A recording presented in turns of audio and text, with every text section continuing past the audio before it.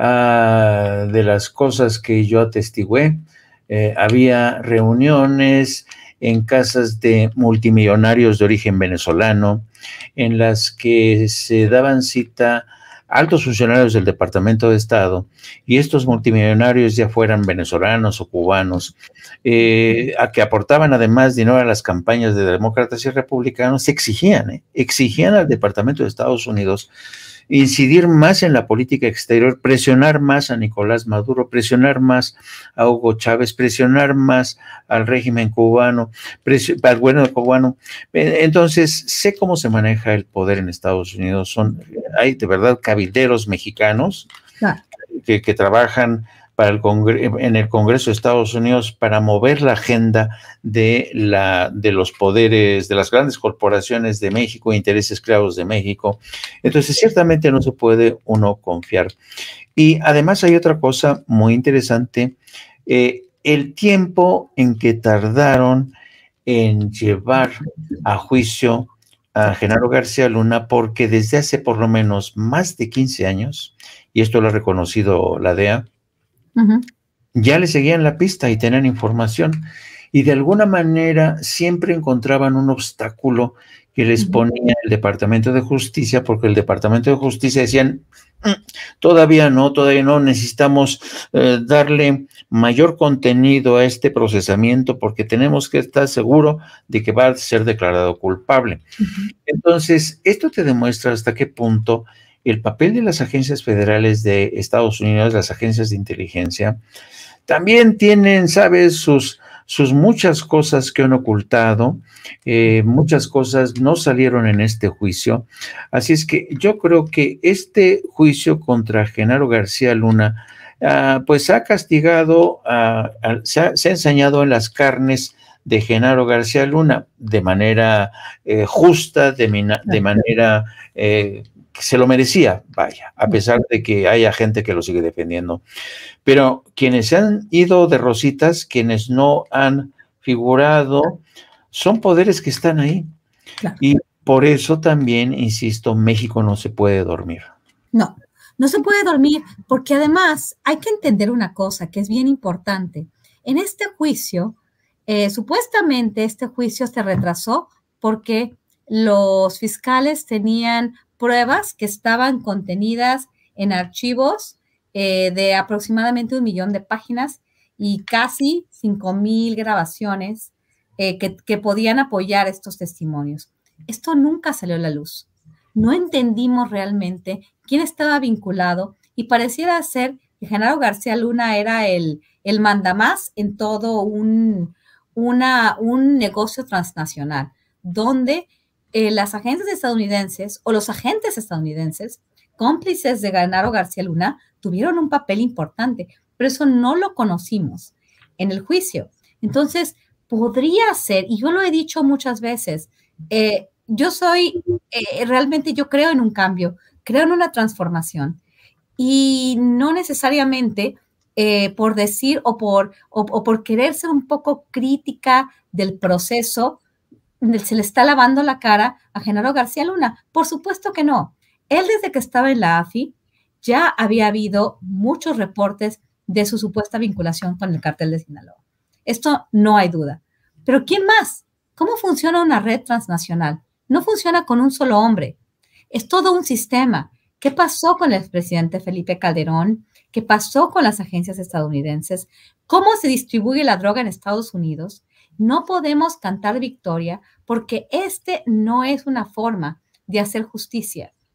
¿Por qué? Porque tenemos nosotros los mexicanos cientos de miles de muertos, decenas de miles de desaparecidos, de una estrategia que fue operada y fue declarada por un presidente que hoy por hoy se quiere lavar las manos y quiere decir que él no hizo nada, que no conoció nada, que hizo las cosas bien. Realmente es una bofetada al pueblo mexicano lo que está haciendo Felipe Calderón Hinojosa.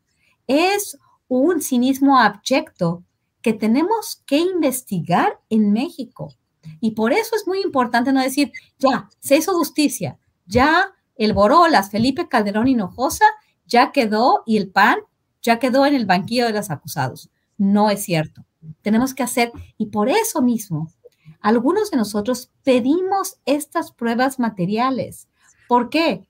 Porque esto, como está ahorita, nos puede dar el camino para que la derecha, para que el PAN pueda decir, no hay pruebas, y con la ayuda de aquellas fuerzas extranjeras que siempre han querido estar o con la derecha o con la izquierda, o más bien traicionar a la izquierda o a la derecha, imponer agendas que puedan justificar la doctrina Monroe.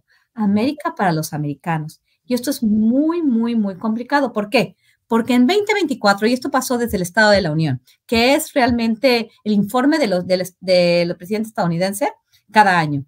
Y después del Estado de la Unión, empiezan las figuras más importantes como Marjorie Taylor Greene, que es una republicana trumpista que dice puras cosas muy, o sea, bueno, ya ni quiero decir, esta señora no tiene palabras para explicar su narrativa, su discurso, pero personajes como ella, y bueno, también otras representantes del Congreso tejano empiezan a enviar propuestas para declarar a los carteles como organizaciones terroristas internacionales, lo cual minaría nuestra soberanía, porque esto daría carta abierta para el involucramiento de las agencias estadounidenses en el territorio mexicano. Pero no solo eso, lo que están haciendo ahorita estos representantes del estado de Texas es proponer la entrada del Departamento de la Defensa a la lucha contra los cárteles mexicanos, porque son supuestamente una amenaza a la seguridad nacional estadounidense por la crisis del fentanilo. Todo va junto con pegado, porque los mexicanos, como dijo el expresidente Donald Trump, no pueden con sus bad hombres. Tenemos nosotros que entrar, porque además esto es la causa, de acuerdo a cómo se está construyendo la narrativa, de la crisis del fentanilo. Hay que tener muchísimo cuidado con lo que está sucediendo y cómo se va a llevar la agenda del 2024. En el 2022, las elecciones no pusieron ni a la migración ni a México en la frontera como los personajes principales. Fue Ucrania. Pero ahora muchos estadounidenses están diciendo, ¿por qué estamos gastando dinero en Ucrania cuando tenemos crisis del fentanilo, cuando tenemos muchas personas en la calle? Y lo que están haciendo, generando esta narrativa, la derecha norteamericana, es decir, los carteles mexicanos, hay que mandar drones para destruir a los carteles. ¿Ustedes entienden lo que sería esto? Declarar ellos a los carteles mexicanos como organizaciones terroristas les daría a ellos carta abierta para operar en nuestro territorio. ¿Por qué? Porque son terroristas y para ellos su Homeland Security es lo más importante.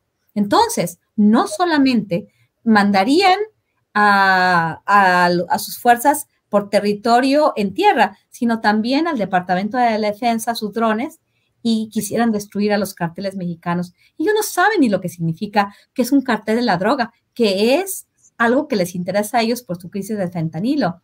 Nuestro aparato criminal es mucho más complejo y no solamente tiene que ver con las drogas, que es lo que les interesa a ellos. Nosotros tenemos diferentes grupos actuando. Imagínense lo que sería tener drones que para ellos estarían institucionalizadas su uso para destruir a los carteles. Destruirían comunidades, matarían personas. Es muy complejo y muy probablemente en 2024 va a ser el discurso de los republicanos. ¿Por qué se está gastando dinero en Ucrania? Cuando tenemos una crisis del fentanilo que es causada por los cárteles mexicanos. No vamos a hacer oídos sordos a las causas de raíz de esta adicción, a todo lo que explica la adicción a las drogas. Entonces lo que vamos a hacer es desviar la atención a lo electorero, a lo que da votos, construir un muro, mandar personal a las fronteras, porque Joe Biden está haciendo mal su trabajo y está abriendo las fronteras. Open borders de Joe Biden. Es complejo y no todo es tan sencillo. No podemos decir que fue un día histórico de la justicia porque la justicia no se hizo en México. Y tenemos nosotros que pedir que se haga justicia. Y después de Genaro García Luna, yo no creo que todo lo que se declaró en ese juicio sea obra de un solo hombre. ¿Cuál fue la responsabilidad de su jefe? Que era un micromanager, que fue el que se puso el traje de militar, que fue el que estaba al tanto de toda la estrategia, y de repente dice, yo no sabía, ese señor recibió dinero en millones a manos llenas, y yo no sabía. No, señor, usted tiene que responder por eso.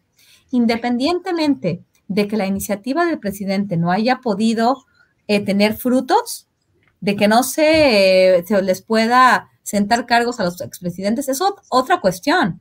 Cuando un expresidente cometió un ilícito, eso no tiene nada que ver con la iniciativa que se votó como parte de lo que es la democracia directa. Y esto hay que tenerlo bien claro.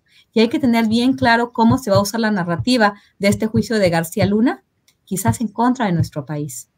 Cuando realmente este gobierno está tratando de hacer algo muy diferente de lo que se hizo durante la denominada guerra contra las drogas. Y esta